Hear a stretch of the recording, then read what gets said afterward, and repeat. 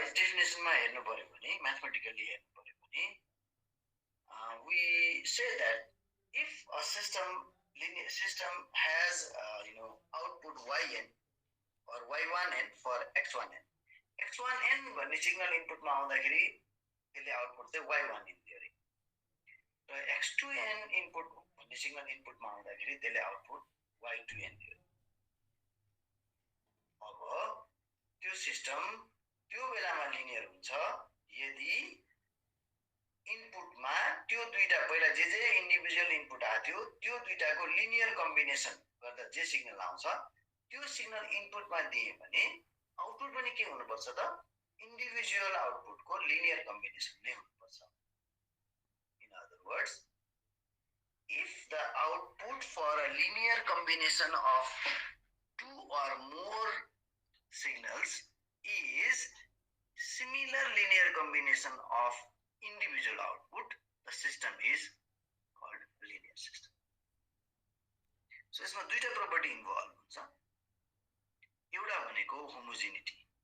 Homogeneity ले चाहिँ के भन्छ भने x1n इनपुट आयो भने आउटपुट y1n छ भने मैले इनपुटमा केही कन्स्ट्यान्टली मल्टिप्लाई गर्दै ओके भने आउटपुट पनि सिम्पली के हुन्छ त्यही कन्स्ट्यान्टली मल्टिप्लाई हुन्छ that is called the homogeneity और स्केलिङ प्रॉपर्टी जस्तो यहाँ नि देखिन्छ हेर्नुस् त यहाँ थर्ड स्टेटमेन्ट हेर्नुभयो भने इनपुटमा a x1n b x2n आउँदाखेरि आउटपुटमा पनि सेम कन्स्ट्यान्टहरुले मल्टिप्लाई भएको छ a y1n b y2n हैन x1n मा a ले मल्टिप्लाई भएको छ y1n मा a ले multiply This is due to the homogeneity property. Similarly, another property is called superposition. Okay, or additive property.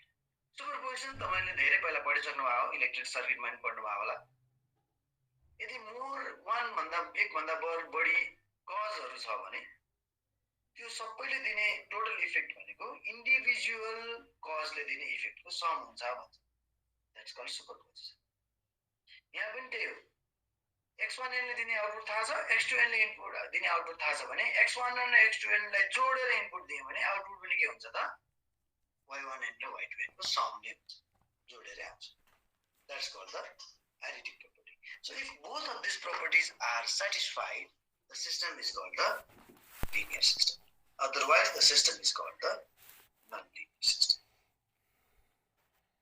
okay there are some examples you can see the linear system so by observation also you can have some idea that the system is linear or non-linear यदि input र output को बीचमा second order third order को relationship आउन थाल्यो भने त्यो non linear भइहाल्छ confirm for example y = x² n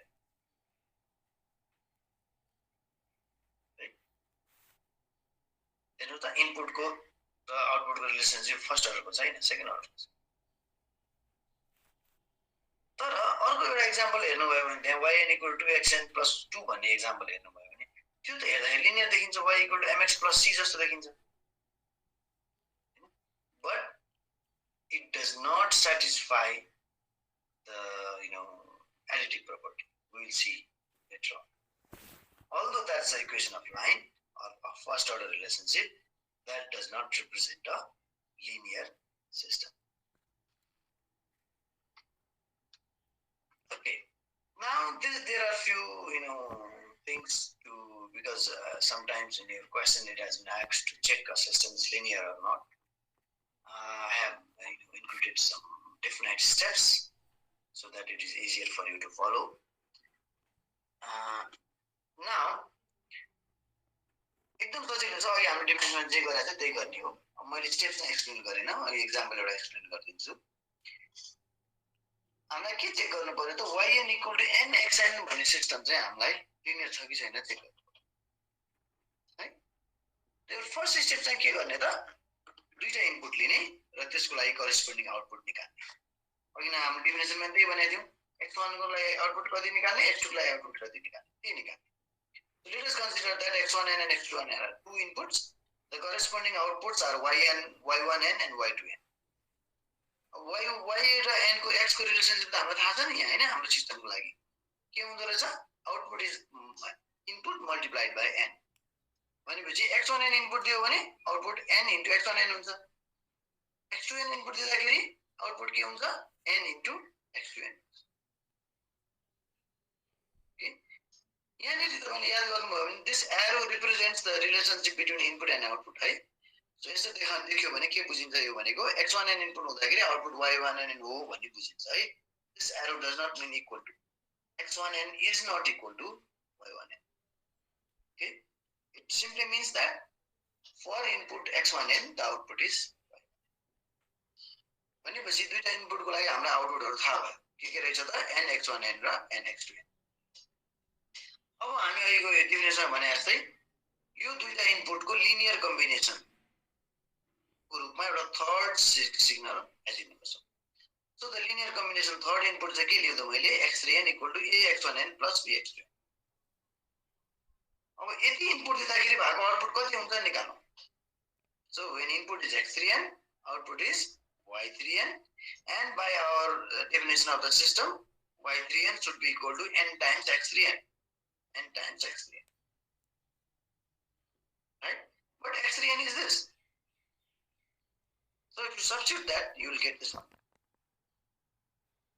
a n x1n plus b n x1 x2n so we have obtained this thing what is y3n now for the system to be linear this y3n should be equal to a times y1n plus b times y2n y1n is here y2n is here so a is into y1n plus b into y2n let's find that so we have found a y1n plus b y2n and we gave the name y dash n for that so it is equal to this we see that this both are same that means our system is linear if this is not equal to this y dash n is not equal to y3n then the system is non-linear so that is how you check the system is linear or not now next property is time invariance okay again it is very clear from the name time invariance the system that does not vary with respect to time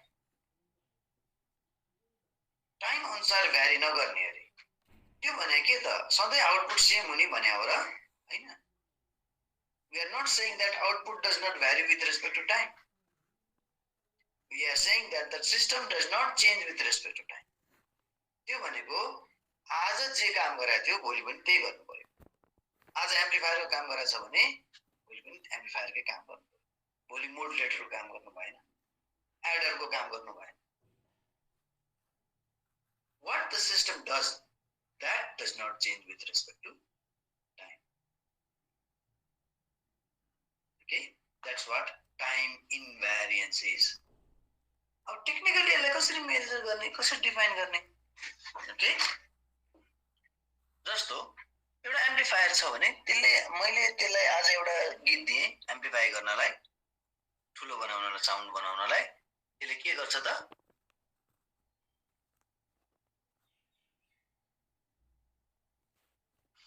if I give input to that amplifier now, then it amplifies and provides me the output. When? Now. Right?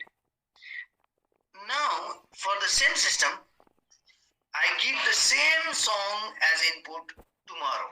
That is after 24 hours. And the system is not changing. केही change भएको छैन जस्ता तस्तै system छ त्यसले आज जे गर्छ भोलि पनि त्यही गर्छ भने अब त्यसको आउटपुट के हुनुपर्छ मैले भोलि जुन इनपुट दिन्छु सेम सङ आउटपुट पनि के हुनुपर्छ त आज जे सङ दिएको थियो त्यही सङ हुनुपर्छ भनेपछि आज आको आउटपुट र भोलि 24 पछि आउने आउटपुटको रिलेसनशिप के हो they are same signal but the time is shifted right one occurs 24 hours later than the another so मैले आज दिएको सङ इनपुट सङ पनि र भोलि दिएको इनपुट सङको रिलेसनशिप पनि त्यही हो सङ सिङ के रे गीत चाहिँ सेम फंक्सन xt चाहिँ सेम छ तर एउटा र अर्कोको बीचमा 24 आवरको डिफरेन्स शिफ्टेड छ, एउटा डिलेड छ। सो यदि मेरो आजको सङ XT हो भने भोलिको सङ चाहिँ के हो, XT minus T0, where T0 is 24 hours. 24 आवरले डिले छ। हामीले ट्रान्सफर्मेसन पढाएको छौँ है, डिले भनेर। अब त्यो सिस्टम सेम छ भने आजको आउटपुट YT, त्यो भनेको चाहिँ जुन सङ छ, भोलिको आउटपुट के हो, त्यही सङ तर 24 आवर पछाडि, भनेपछि YT minus 24 hours. So do you see the relationship? What happens when the system is time invariant? Simply, if you just provide a time shift to the input, the output must also have only the same time shift. और केही change आउनु हुन्न। कुनै signal XT छ, त्यसको output XN छ, तपाईलाई त्यसको आउटपुट YN थाहा छ। अब तपाईले XN मा कुनै टाइम शिफ्ट गर्नुभयो भने आउटपुट पनि सेम पहिलाको आउटपुटमा टाइम शिफ्ट मात्रै हुनुपर्छ, अरु के पनि चेन्ज हुँदैन। That's what you see here. If XN provides output YN, then the output for XN minus N0 must be YN minus N. There should not be any other change except the same time shift that was applied to the input. Right? So if the system satisfies this condition, it is called the time invariant system. If it does not satisfy that, it is called a time variant system. So time variant systems are fairly more complicated to analyze because what they do itself changes with respect to time. Okay. That does not mean that there are not time invariant systems. There are many good systems. Better, more efficient systems are time invariant. You may have heard about adaptive systems. So all adaptive systems are time variant systems. Okay.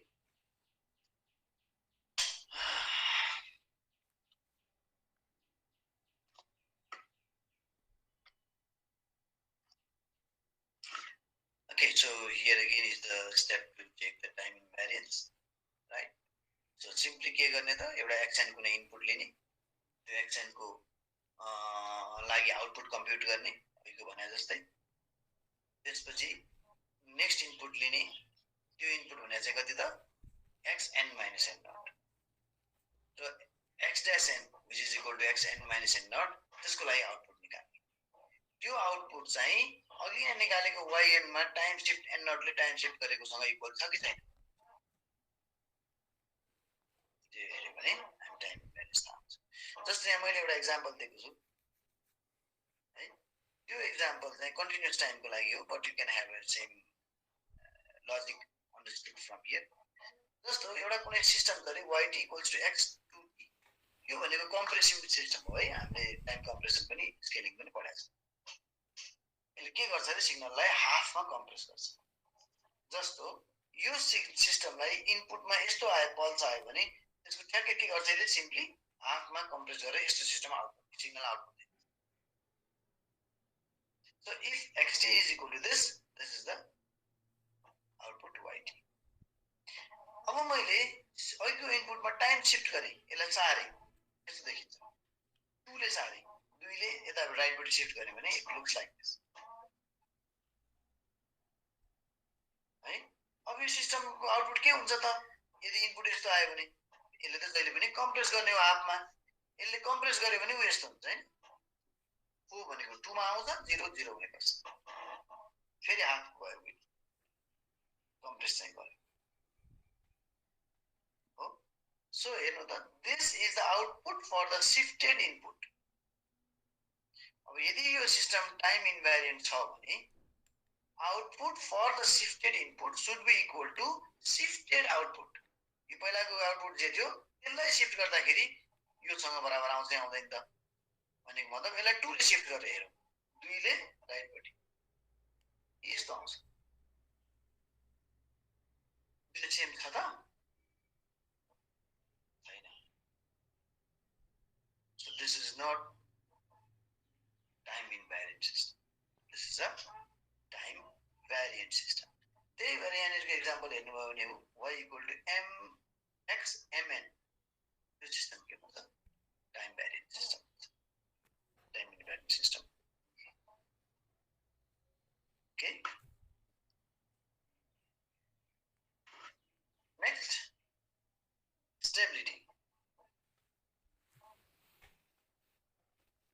Again, the word is very, very common, for us. हामीले पहिलेदेखि नै सुनिरहेको word हो यो stability.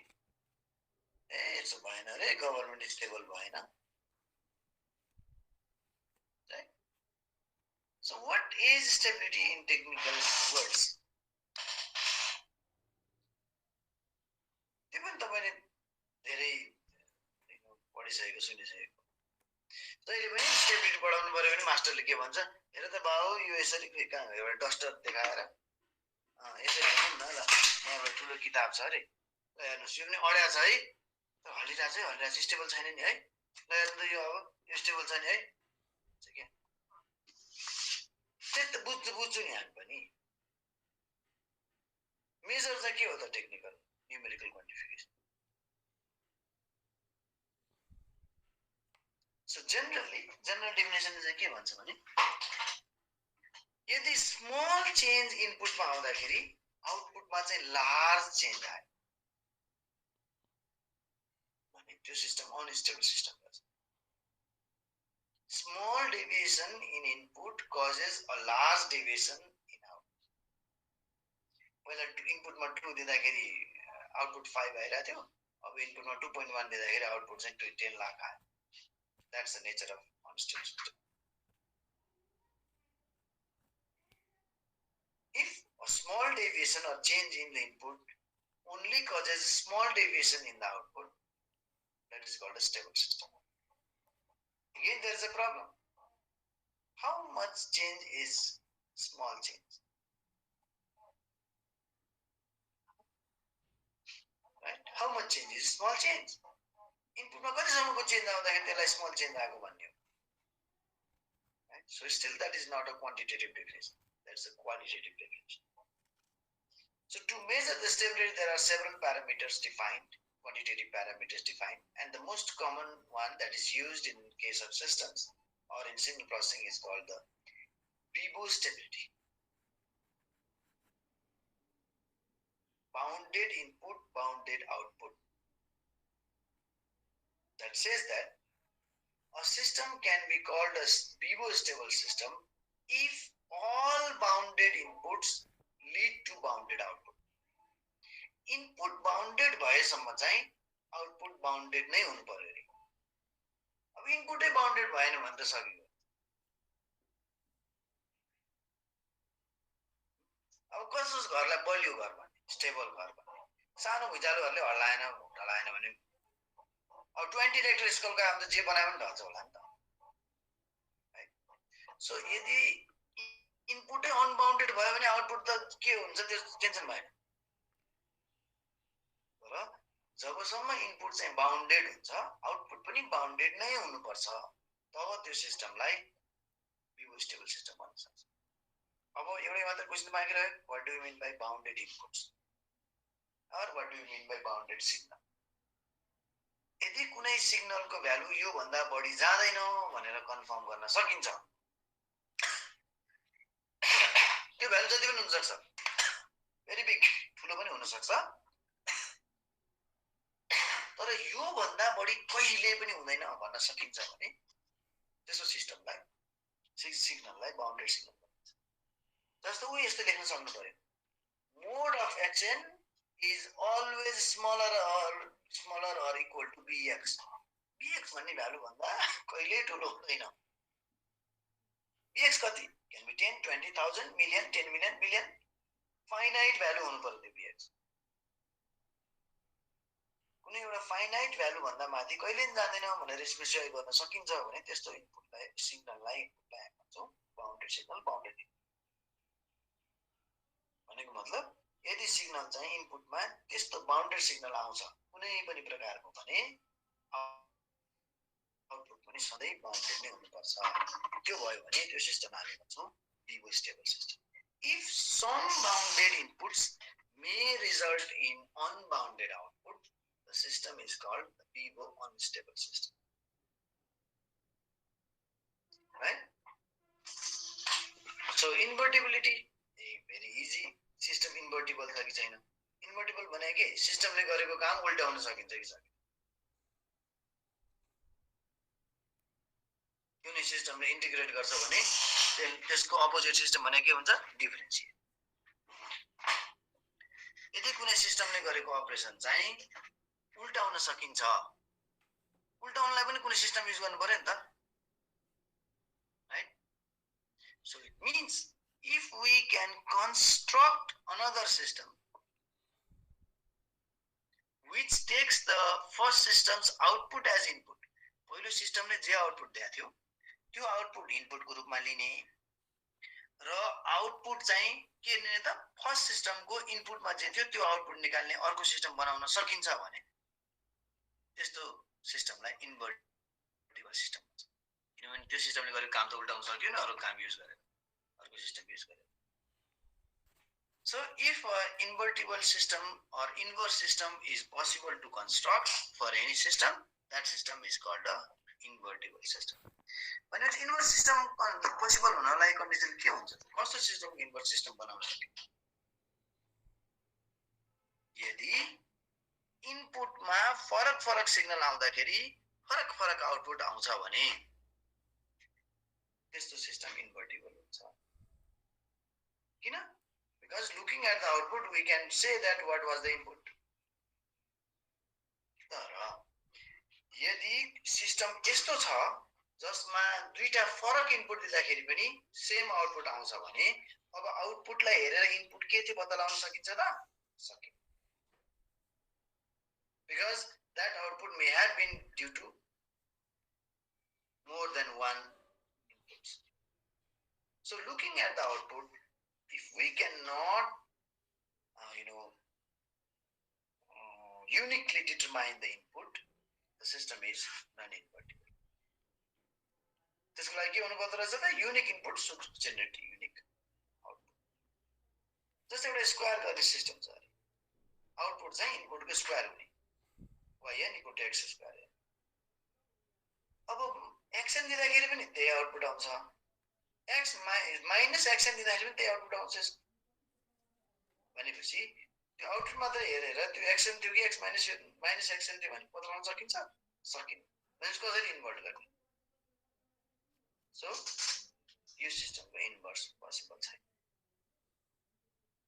If there exists a unique output for a unique input, all unique inputs, then the system is invertible or its inverse can be constructed. Now, these were all very important terminologies used to define the properties of system, or in other words, to classify the systems, types of the systems. Now onwards, we discuss a very typical group of systems that are called the linear time invariant systems. Again, it is very clear from the name. The system is linear as well as time invariant. हमने linearity property पनि पढेका छौं, time invariant property पनि पढेका छौं. यदि सिस्टमले दुईटै property satisfy गर्छ भने त्यस्तो सिस्टमलाई हामी linear time invariant systems भन्छौं. Commonly LTI systems. Why are they important?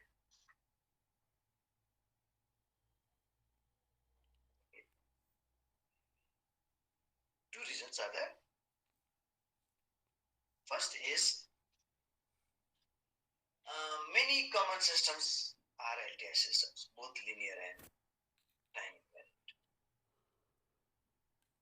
So it is enough to study only LTI systems in detail. The second is the reason that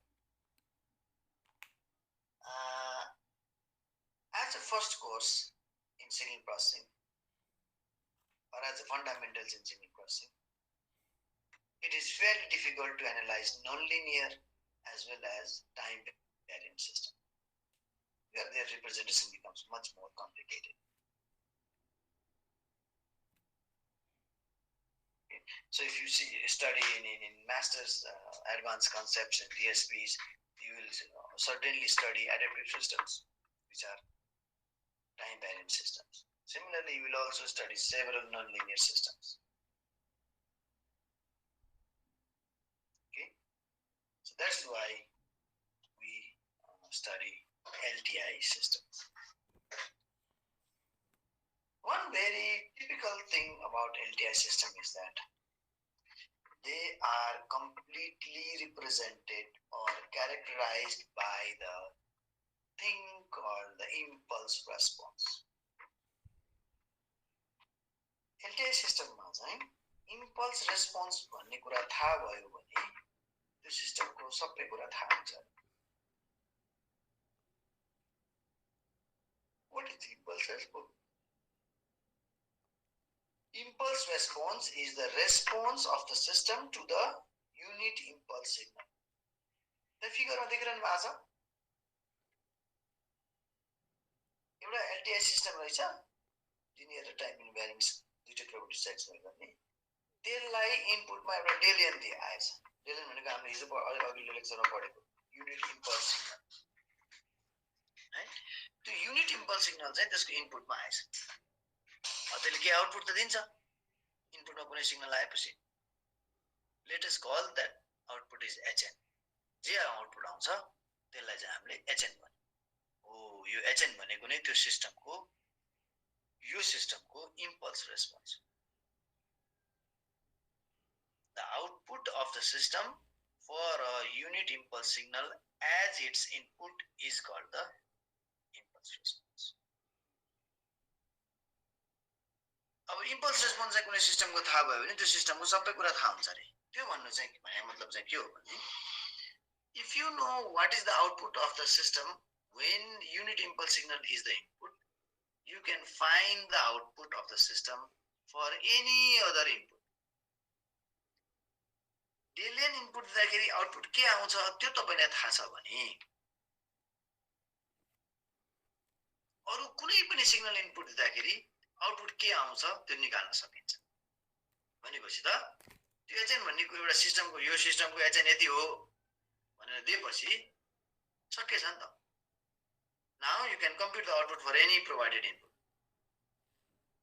So the system is completely characterized.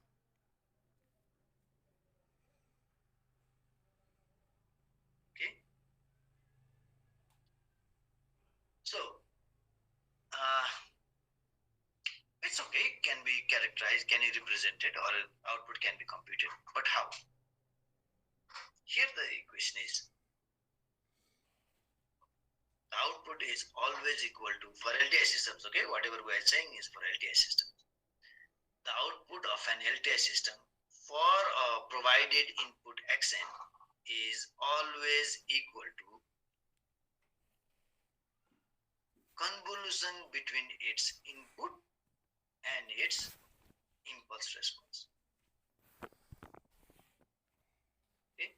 कुनै सिस्टमको LTI सिस्टमको output चाहिँ केसँग equal हुन्छ रे, यसको input कति आएको छ र यसको इम्पल्स रेस्पोन्स जति आएको छ त्यो दुईटाको कन्भोल्युसन जे हुन्छ त्यहीसँग इक्वल हुन्छ.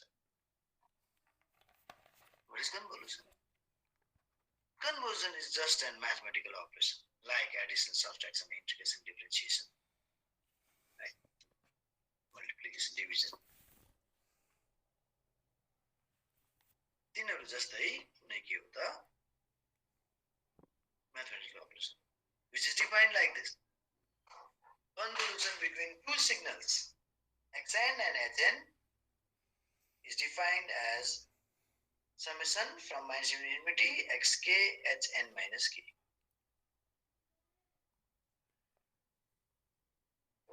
Generalized definition, अब यहाँ त मैले xn र hn भने that they are the typical things, input र impulse response हो.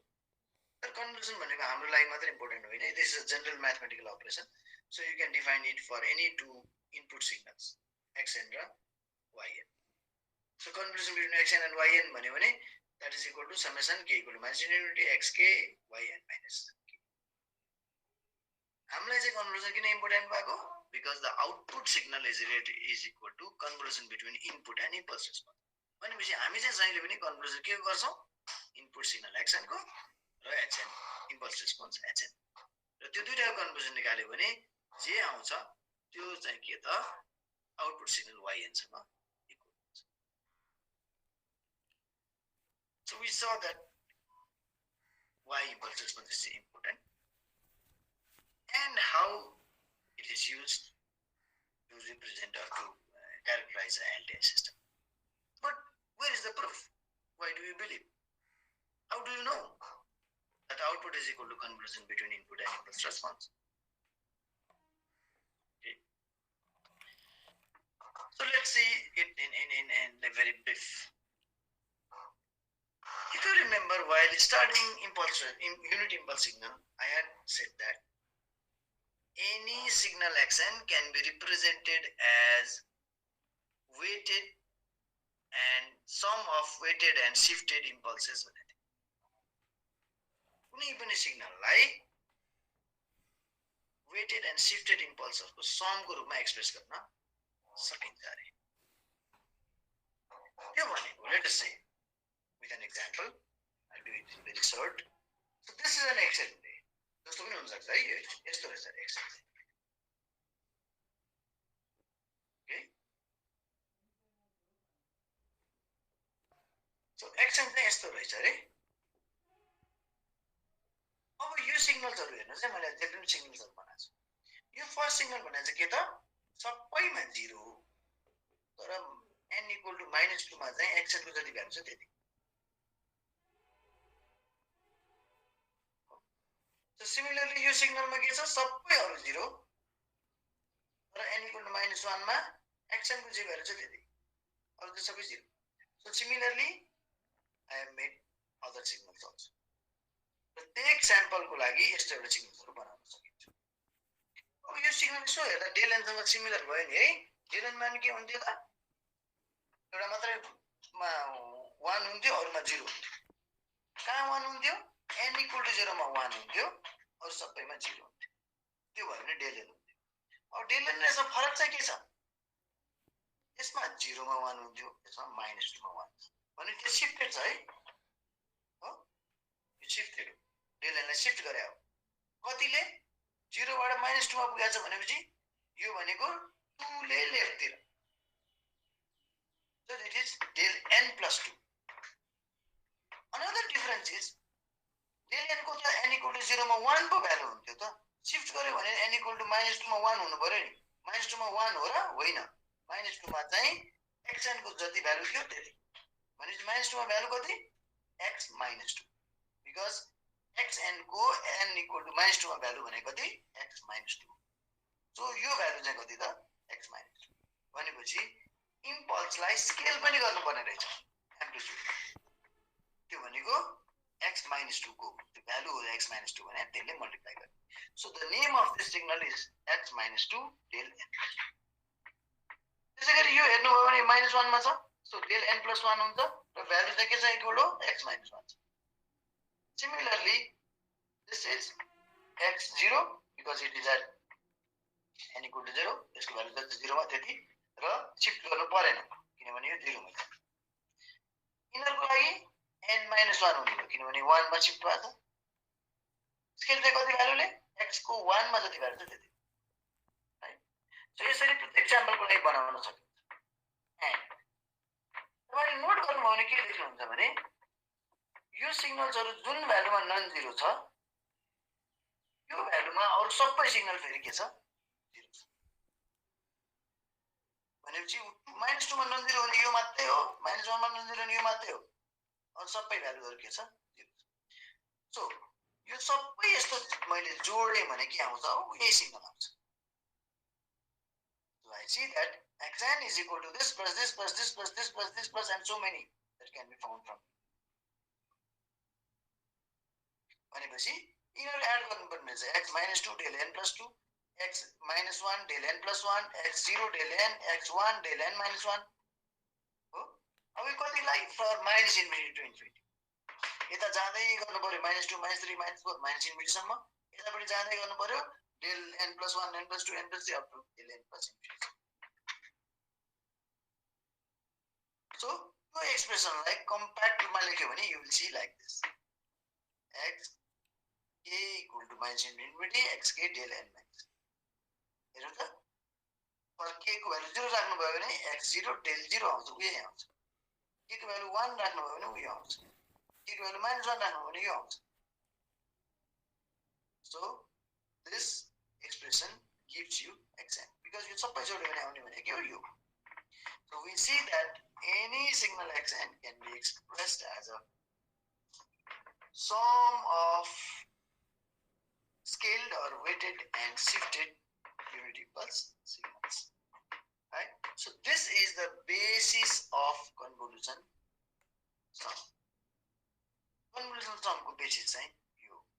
अब हेरौँ है त त्यसको आधारमा कसरी convolution sum डिटरमाइन गर्छ. Convolution sum भनेको output is equal to the convolution between input and impulse response. यसलाई सम किन भनेको यो डिस्क्रिट टाइमको भावेर यहाँ सम आउँछ. यही कुरा continuous time system LTI system भइदिएको भए यहाँ इन्टिग्रेसन आउँथ्यो. त्यो बेलामा त्यसलाई कन्भोल्युसन इन्टिग्रल भन्थ्यो. Okay that's why it is convolution sum. अब हेर्नुस् त how we can show that. अब by definition of impulse response त्यो भनेको के त एचएन भनेको सिस्टमको इम्पल्स रेस्पोन्स हो भने त्यसको मतलब के हो. It is the output when input is unit impulse signal. That is when input is del n output is hn, right? Because hn we are saying that hn is the impulse response of the system. Now यदि मैले इनपुटमा shift गरे केही del n minus k बनाए भने यो system त linear